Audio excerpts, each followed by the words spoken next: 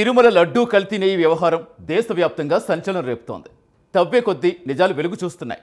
SIT నివేదికలో బయటపడ్డ వాస్తవాలు భక్తుల విశ్వాసం గాయపరిచేలా ఉన్నాయి. ఈ నేపథ్యంలో విశ్వాసం, సంస్కృతి, హిందూ సాంప్రదాయాల పరిరక్షణపై డిప్యూటీ సీఎం పవన్ కళ్యాణ్ మరోసారి గలమెత్తారు. తిరుమల పవిత్రత కాపాడేందుకు సనాతన ధర్మ పరిరక్షణ బోర్డు ఏర్పాటు చేయాలని ప్రతిపాదించారు. కల్తీ నెయ్యి కుంభకోణం ఏ స్థాయిలో సాగింది, టీటీడీ నుంచి ఎన్ని కోట్లు కొట్టేశారు, జగన్ హయాంలో సాగిన నిర్వాహక వైఫల్యాలు, స్వార్థ రాజకీయ ప్రభావం ఎంతవరకు వెళ్ళింది, భక్తుల మనోభావాలపై తీవ్ర ప్రభావం చూపిన ఈ కల్తీ వ్యవహారం ఎలా సాగిందో ఇప్పుడు తెలుసుకుందాం.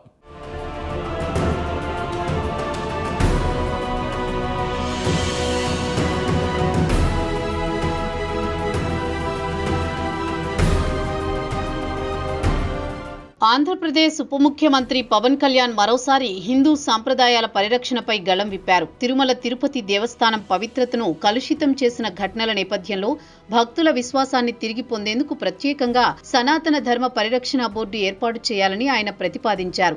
తిరుమల లడ్డూ కేవలం మిఠాయి కాదు, అది కోట్లాది హిందువుల భావోద్వేగానికి ప్రతీక. అందుకే దేవస్థానం కార్యకలాపాలన్నీ పారదర్శకంగా, నాణ్యతా ప్రమాణాలతో నిర్వహించాల్సిన అవసరం ఉందని ఆయన అన్నారు. ఈ బోర్డు ద్వారా ఆలయాల పవిత్రతను కాపాడడమే కాకుండా సనాతన ధర్మ విలువలను తరతరాలకు చేరవేయడం లక్ష్యమని పవన్ స్పష్టం చేశారు. ఆయన వ్యాఖ్యలు భక్తులలో కొత్త ఆశలు రేకెత్తించాయి. ఆధ్యాత్మికతను పునరుద్ధరించాలన్నది లక్ష్యం దిశగా పవన్ అడుగులు వేస్తున్నారు.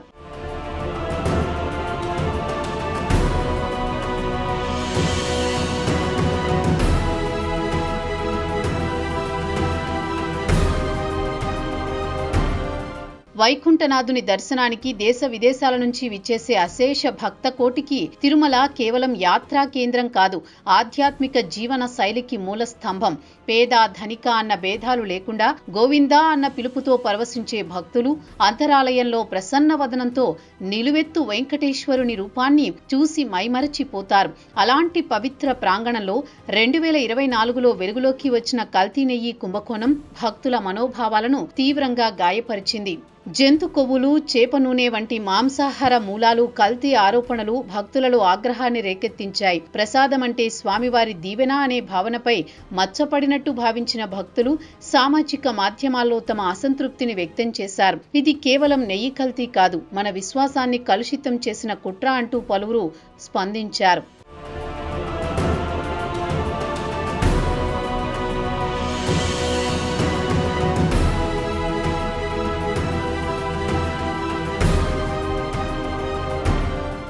నెయ్యి కల్తీ ఘటనపై సిట్ బృందం సేకరించిన వివరాలను నివేదిక రూపంలో కోర్టు ముందుంచింది. మొత్తం ఎపిసోడ్లో భోలేబాబా ఓరోగానిక్ డైరీ కీలక పాత్ర పోషించింది. ప్రత్యక్షంగా పరోక్షంగా టీటీడీకి 68.17 లక్షల కిలోల కల్తీ నెయ్యి సరఫరా చేసినట్లు సిట్ ధృవీకరించింది. ఈ కల్తీ నెయ్యి తయారీకి 57.56 లక్షల కిలోల palm oil, palm kernel oil, palm stearin వంటి రసాయనాలు వినియోగించారని అధికారులు వెల్లడించారు. ధృవీకరణ కోసం గుజరాత్లోని ఎన్డీడీబీ సిఐఎఫ్ నెయ్యిని మరోసారి పరీక్షించి కల్తీని వాస్తవం చేసిందని కూడా సిట్ స్పష్టం చేసింది. మొత్తం కల్తీ నెయ్యిలో 137.22 కోట్ల విలువైన 37.38 లక్షల కిలోల నెయ్యి తిరుపతి జిల్లా పనుబాకలోని శ్రీ వైష్ణవి డైరీ ద్వారా భోలేబాబా కంపెనీ పంపినట్లు రిపోర్ట్ పేర్కొంది. ఆశీష్ అగర్వాల్ అనే వ్యక్తి సహకారంతో నకిలీ రికార్డులు తయారు చేసి వైష్ణవి సంస్థ నుంచి కొనుగోలు చేసినట్లు చూపించారని సిట్ వెల్లడించింది. మిగతా నెయ్యిని ఏఆర్ డైరీ, మాల్గంగా, భోలేబాబా సంస్థలు టీటీడీకి విక్రయించగా మొత్తం కల్తీ సరఫరా ద్వారా 251.53 కోట్లు భోలేబాబా డైరీ డైరెక్టర్లు పొమిల్ జైన్, విపిన్ జైన్ ఆర్జించినట్టు సిట్ పేర్కొంది.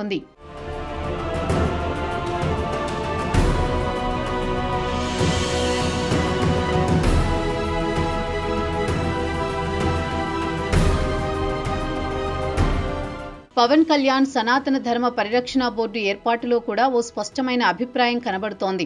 అందుకు పవిత్ర తిరుమల లడ్డూ ప్రసాదంలో వినియోగించిన నెయ్యి కల్తీ ఘటన కూడా ఓ కారణంగా మారింది. ఇటీవల కల్తీ నెయ్యిపై సుప్రీంకోర్టు నియమించిన ప్రత్యేక దర్యాప్తు బృందం తాజాగా వెలుగులోకి తెచ్చిన నివేదిక భక్తుల విశ్వాసాన్ని గాయపరిచే నిజాలను బహిర్గతం చేసింది. వైసీపీ హయాంలో సాగిన ఈ అంతులేని కుంభకోణంలో అరెస్టై ఢిల్లీకి చెందిన అజయ్ కుమార్ అనే వ్యక్తికి కమిషన్ రూపంలోని 7.94 కోట్ల రూపాయలు ముట్టాయి అంటే లావాదేవీలు ఏ స్థాయిలో సాగాయో అర్థం చేసుకోవచ్చు.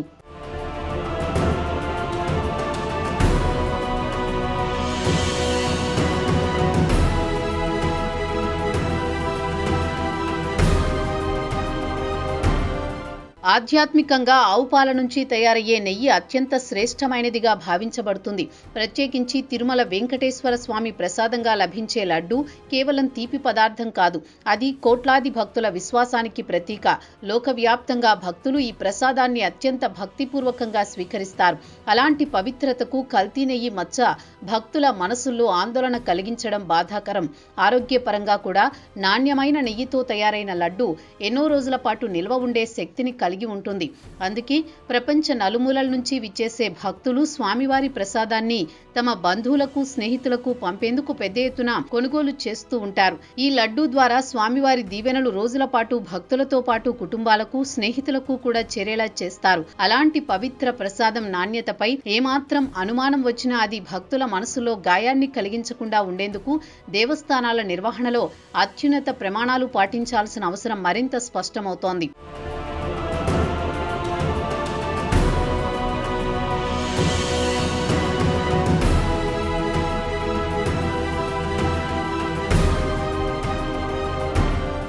ఏటా సగటున 2.5 కోట్ల మంది భక్తులు తిరుమలకు విచ్చేస్తూ ఉంటారు.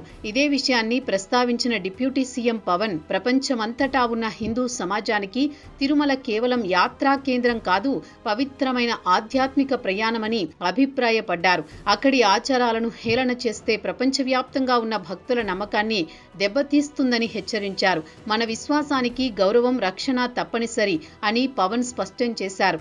సనాతన ధర్మం ప్రపంచంలోనే ప్రాచీనమైనదిగా, నిరంతరం అభివృద్ధి చెందుతున్న నాగరికతగా అభివర్ణిస్తూ అన్ని వర్గాల సమ్మతితో సనాతన ధర్మ పరిరక్షణ బోర్డు ఏర్పాటు చేయాల్సిన సమయం ఆసన్నమైందని ఆయన పిలుపునిచ్చారు. ధర్మాన్ని కాపాడడం ప్రతి సనాతనుడి బాధ్యత అని పవన్ గళమెత్తారు. ఈ బోర్డు ద్వారా జాతీయ స్థాయిలో హిందూ సంప్రదాయాల పరిరక్షకుడిగా తన పాత్రను బలపరచాలన్న వ్యూహం పవన్లో స్పష్టంగా కనిపిస్తోంది.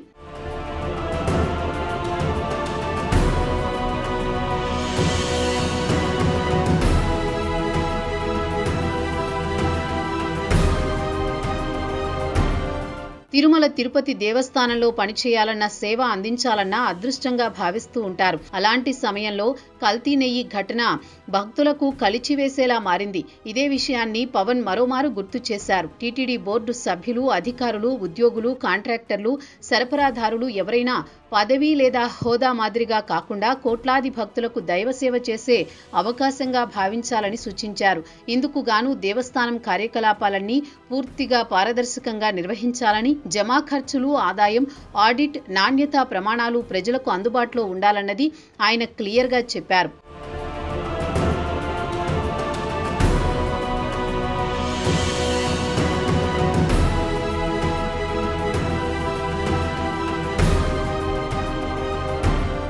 సనాతన ధర్మంపై నిత్యం పవన్ వెలుగులోకి తీసుకురావడం ఇప్పటి వరకు జరిగింది. కానీ తిరుమల కల్తీ నెయ్యి ఘటనపై సిట్ నివేదిక వెలుగులోకి వచ్చిన వేళ ఆయన మరోమారు తన మనసులో మాట ఎక్స్ వేదికగా బయటపెట్టడం రాజకీయంగా లక్ష్యంగా మారింది. జగన్ ప్రభుత్వ హయాంలో టీటీడీ బోర్డు అనైతిక చర్యలు, నిర్వాహక వైఫల్యాలు భక్తుల హృదయాలను తీవ్రంగా కలిచివేశాయని ఆయన వ్యాఖ్యానించారు.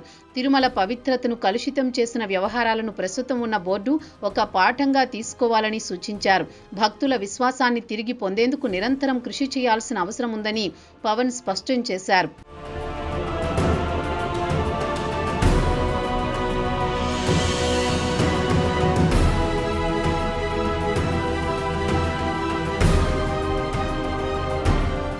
తిరుమల లడ్డూలకు సంబంధించి వెలుగులోకి వచ్చిన కల్తీ నెయ్యి వివాదం ఇప్పుడు రాజకీయ రంగు పులుముకుంటోంది.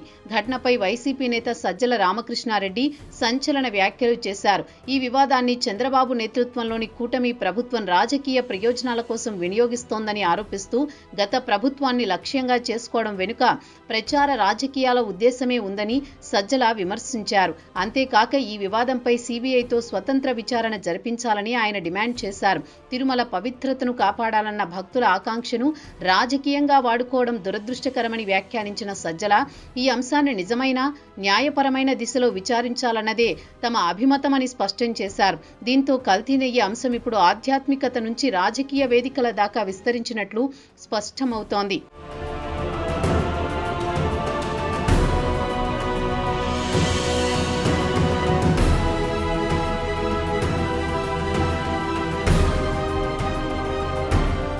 మరోవైపు సిట్ తన విచారణ ఇంకా సాగిస్తూనే ఉంది. ఈ క్రమంలోనే మాజీ టీటీడీ ఈవోను దర్యాప్తు బృందం ప్రశ్నించింది. జగన్ హయాంలో తిరుమలలో కనుసైగతో శాసించిన వ్యక్తి మాజీ ఈవో ధర్మారెడ్డి. ఆయన పనిచేసిన సమయంలో దేవస్థానంలో అధికారులను, ఉద్యోగులను గడగడలాడించారు. కల్తీ నెయ్యి ఘటన కూడా ఆయన హయాంలోనే సాగింది. ఈ నేపథ్యంలో సిట్ విచారణకు ధర్మారెడ్డి హాజరు కాక తప్పలేదు. అయితే మీడియా కంటపడకుండా ఉండేందుకు మాజీ అధికారి తననెవరూ గుర్తుపట్టకుండా ఉండేందుకు తమిళనాడు రిజిస్ట్రేషన్ కలిగిన వాహనంలో వచ్చారు. తలకు టోపీ, ముఖానికి మాస్కు, నల్ల కళ్లద్దాలు ధరించడంతో తిరుపతి అలిపిరిలోని భూదేవి కాంప్లెక్స్ ఆవరణలోని సిట్ కార్యాలయంలోకి వెళ్లిన ఆయన్ను అక్కడున్న అధికారులు తొలుత గుర్తించలేకపోయారు. అనంతరం సిబిఐ ఆయన్ను సుమారు 9 గంటల పాటు విచారించింది.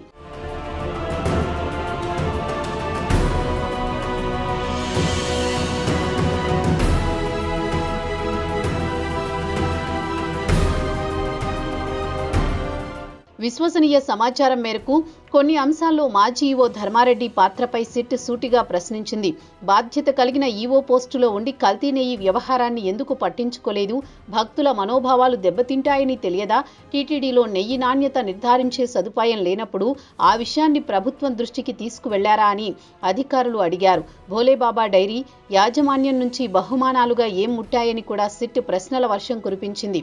టీటీడీ చీఫ్ మీరే కదా, ఏ చిన్న తప్పు జరిగినా మీదే కదా బాధ్యత?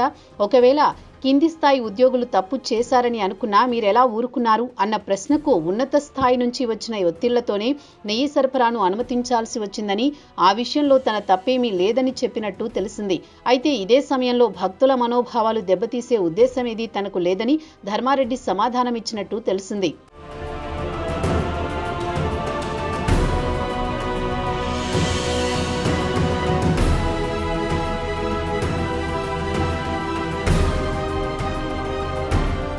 తిరుమల లడ్డూల్లో కల్తీ నెయ్యి కలకలం రేపిన నేపథ్యంలో ఈ కేసులో కీలక మలుపు చోటు చేసుకుంది. నాటి టీటీడీ చైర్మన్ వైవి సుబ్బారెడ్డి మాజీ వ్యక్తిగత సహాయకుడు చిన్న అప్పన్నను ఇప్పటికే సిట్ అరెస్ట్ చేసింది. విచారణలో అప్పన్న ఖాతాల్లో 4.65 కోట్ల లావాదేవీలు జరిగినట్లు బయటపడింది. ఇది 2019 నుంచి 2024 మధ్య కాలంలో జరిగినదిగా సిట్ గుర్తించింది. అప్పన్న వేతనంతో పోలిస్తే డిపాజిట్లు, ఖాతాల మధ్య డబ్బుల మళ్లింపులు అనుమానాలకు తావిస్తున్నాయి. అంతేకాక ప్రీమియర్ అగ్రి ఫుడ్స్ సంస్థకు కాంట్రాక్టు ఇప్పించేందుకు ఆయన 50 లక్షలు తీసుకున్నారని ఇప్పటికే దర్యాప్తులో తేలింది. ఈ నేపథ్యంలో సిట్ అడిగిన వివరాలను ఇవ్వకుండా వైవి సుబ్బారెడ్డి కోర్టును ఆశ్రయించారు. అయితే దర్యాప్తును ముమ్మరం చేసిన సిట్ ఆయనను కూడా నవంబర్ 13న విచారణకు హాజరు కావాలని నోటీసులు జారీ చేసింది.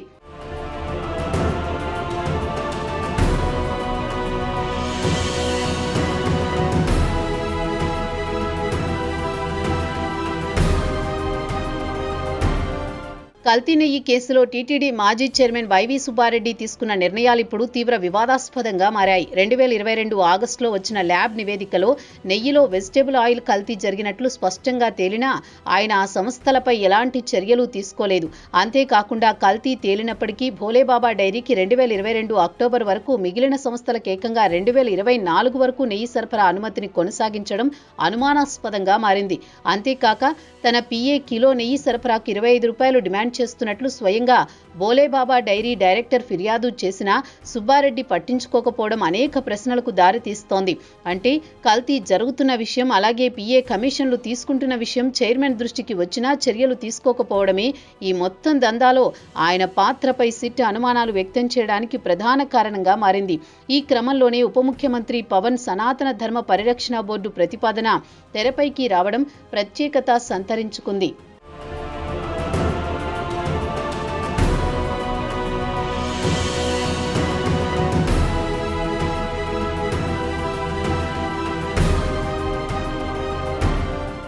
తిరుమల పవిత్రత మసకబార్చిన కల్తీ నెయ్యి కుంభకోణం, టీటీడీ నిధుల దుర్వినియోగం, పాలక మండలి స్థాయిని దిగజార్చిన గత ప్రభుత్వ వైఫల్యాలు ఇవి భక్తుల విశ్వాసం తీవ్రంగా గాయపరిచాయి. ఈ నేపథ్యంలో సనాతన ధర్మ పరిరక్షణ బోర్డు ప్రతిపాదన భవిష్యత్ దేవస్థాన నిర్వహణకు మార్గదర్శకంగా నిలవబోతోంది. నేటి కూటమి ప్రభుత్వం పారదర్శకత, నాణ్యతా ప్రమాణాలపై స్పష్టమైన దృక్కోణాన్ని చూపిస్తోంది. విశ్వాస పునరుద్ధరణ, ధర్మ పరిరక్షణ, భక్తుల మనోభావాలకు గౌరవం ఇవ్వడమే ఈ మార్గంలో ముందడుగు. చూద్దాం భవిష్యత్తులో సిట్ దర్యాప్తు బృందం మరిన్ని నిజాలు వెలుగులోకి తీసుకొస్తుందో, భక్తుల మొదలు ఏర్పడ్డ మచ్చను ఎలా మాయం చేస్తారో కాలమే సమాధానం చెబుతుంది.